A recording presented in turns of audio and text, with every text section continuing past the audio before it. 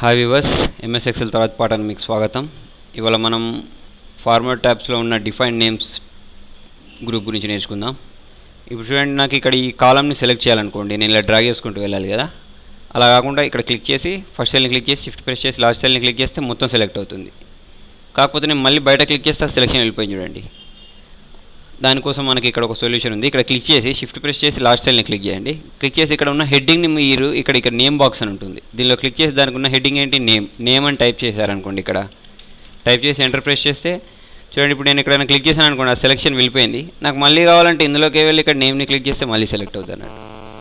అదే పని మనం ఎక్కడి నుంచి చేయొచ్చు అంటే, ఇక్కడ డిపార్ట్మెంట్ అని ఉంది చూడండి, దీన్ని క్లిక్ చేయండి. క్లిక్ చేసి షిఫ్ట్ ప్రెస్ చేసి లాస్ట్ సెల్ని క్లిక్ చేసాం. క్లిక్ చేశాక ఇక్కడ మనకు ఒకటి డిఫైన్ నేమ్స్ అని ఉంది, ఇక్కడ నుంచి కూడా చేయొచ్చు. ఇక్కడ క్లిక్ చేసి ఇక్కడ డిపార్ట్మెంట్ అని వచ్చేస్తే ఆల్రెడీ మనకు ఓకే అంటే ఆ నేమ్ అనేది మనకు ఇక్కడ వస్తుంది అన్నట్టు. అంటే నేను ఎప్పుడైనా బయట క్లిక్ చేసి చూడండి, ఇక్కడ డిపార్ట్మెంట్ని క్లిక్ చేస్తే ఆ కాలం సెలెక్ట్ అవుతుంది, నేమ్ని క్లిక్ చేస్తే ఆ కాలం సెలెక్ట్ అవుతుంది.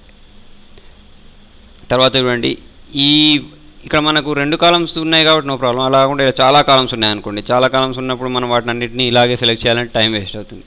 అలాంటప్పుడు మనకి ఇక్కడ ఇంకొక ఆప్షన్ ఉంటుంది, క్రియేట్ ఫ్రమ్ సెలెక్షన్ అని. చూడండి, దానికోసం నేను ఇక్కడ క్లిక్ చేసి షిఫ్ట్ ప్రెస్ చేసి లాస్ట్ సెల్ని క్లిక్ చేస్తే నాకు ఇవన్నీ సెలెక్ట్ అయిపోతాయి.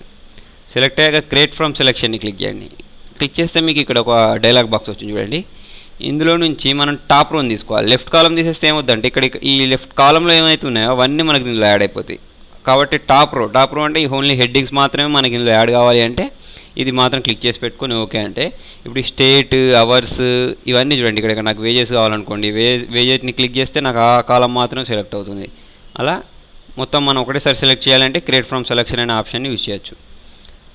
ఇవి సెలెక్ట్ చేయడం ఎందుకు అంటే చూడండి, ఇప్పుడు నాకు ఏదైనా రేట్ అని ఉంది, దీన్ని సెలెక్ట్ చేసుకున్నాను, దీని సైజ్ పెంచవచ్చు, కలర్ మార్చచ్చు, అండర్లైన్ పెట్టవచ్చు. అన్ని ఫార్మాట్స్ మనం సెలెక్ట్ చేసిన తర్వాతనే అప్లై చేసేది, అవన్నీ మనం అప్లై చేసుకోవచ్చు అన్నట్టు. తర్వాత చూడండి, ఇప్పుడు నాకు దీని టోటల్ అంతా ఇక్కడ కావాలనుకోండి, మామూలుగా అయితే ఎలా చేస్తాం, equal to some bracket start చేసి రేంజ్ ఇస్తాం కదా. అలాంటి అవసరం లేకుండా మనకి ఇక్కడ యూజ్ ఇన్ ఫార్ములా అని ఉంటుంది. ఇక్కడ మనం దానికి ఇచ్చిన నేమ్ ఏంటి, రేట్ అని ఇచ్చేసి బ్రాకెట్ క్లోజ్ చేసి ఎంటర్ అన్నారంటే మీకు డైరెక్ట్ రేంజ్ ఇవ్వాల్సిన అవసరం లేకుండానే ఆ నేమ్, ఈ గ్రూప్ మొత్తానికి మనం ఇచ్చిన నేమ్ రేట్ కాబట్టి దాని అంతా టోటల్ ఇక్కడ చేసేస్తుంది అన్నట్టు. ఇక్కడ చూపిస్తాను చూడండి, మీకు ఫార్ములా బార్లో కూడా అది చూపిస్తుంది. తర్వాత చూడండి, ఇవన్నీ మనకి ఇందులో నుంచి డిలీట్ కావాలనుకోండి, ఇవన్నీ అవసరం లేదనుకోండి ఇక్కడ. అలాంటప్పుడు మనకి ఇక్కడ నేమ్ మేనేజర్ అని ఉంటుంది, దీన్ని క్లిక్ చేసి మనకి ఏదైతే అవసరం లేదో దాన్ని క్లిక్ చేసి ఇక్కడ డిలీట్ ఏది అవసరం లేదో దాన్ని క్లిక్ చేసి డిలీట్ ఓకే అని క్లిక్ చేస్తే చూడండి, మీకు అవన్నీ ఇందులో ఉండవు, ఇందులో నుంచి వెళ్ళిపోతాయి అన్నట్టు. మీ సలహాలను సూచనలను నాకు కామెంట్ రూపంలో తెలియజేయండి.